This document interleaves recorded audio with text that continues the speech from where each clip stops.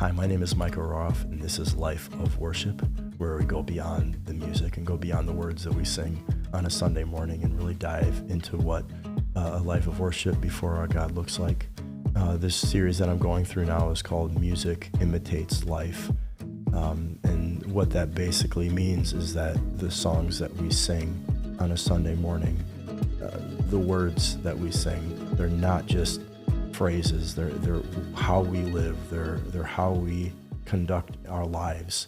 And so I'm wanting to dive into the actions that we take and the things that we do on a Sunday morning and how it is reflected in our whole lives.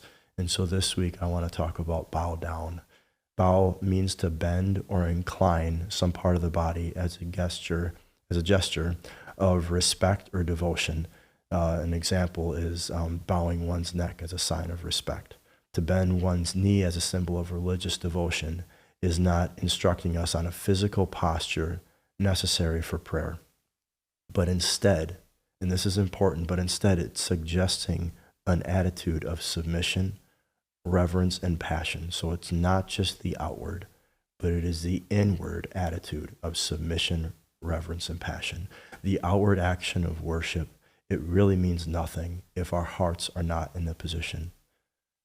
Isaiah 29:13 says, "And the Lord said, because this people draw near to me with their mouths and honor me with their lips, but their hearts are far from me, and their fear of me is a commandment taught by men."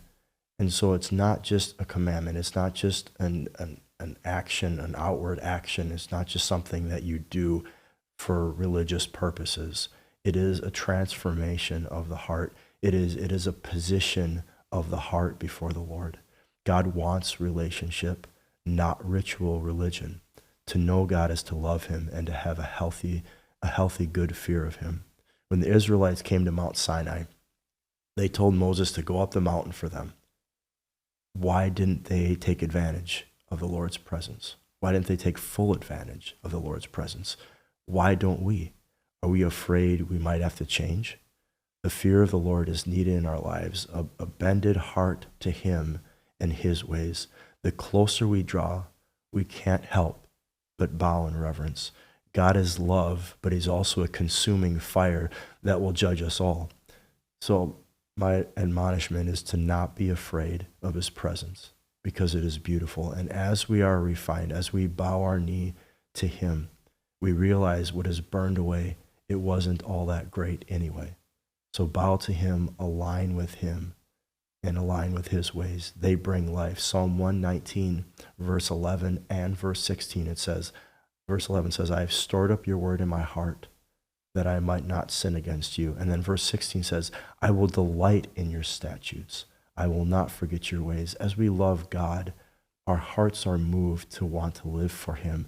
And these laws, these things that we bow to, they're not a burden, but they're a joy because we want to be pleasing to God. We want to be that aroma before him, that pleasing aroma before him. So when it comes to bowing down, it is the most humbling way that we can prostrate ourselves before someone. Bowing down, it shows reverence, it shows honor, but even more, it is acknowledging that I am inferior to the one that I am bowing to. When the Lord enters into the room, when his presence enters into our hearts, we know we are the created and that he is the almighty creator whose ways are high above our ways, whose thoughts are greater than our thoughts, whose plans far exceed any plan that we can concoct in our minds. And when we have that revelation, you just go to your knees and you bow down. We come before our God and we bow down. In Ephesians 3:14, Paul says, "For this reason, I bow my knees before the Lord." What is that reason that Paul is talking about? It is the need. He's talking about the need that we all have. He's expressing the Ephesians, they have this need for the Father. They have this need for God and all that he has. And when we come before the Lord to petition before him, we bow our hearts, we bow our heads, we bow our knees, because we know that only God can satisfy us.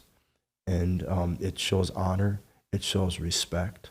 And in this position, we petition our Father. And then And then we present our requests before him.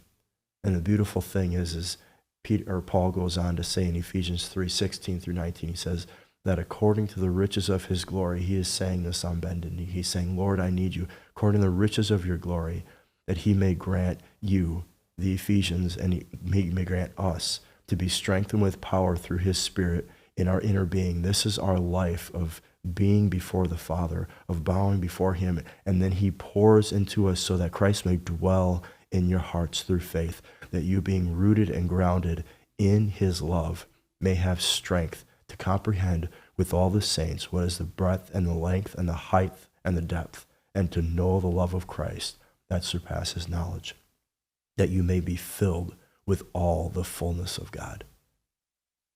When I receive his grace, I'm overwhelmed with gratitude. I realize his authority, his power over all things, his sovereignty. I bow down.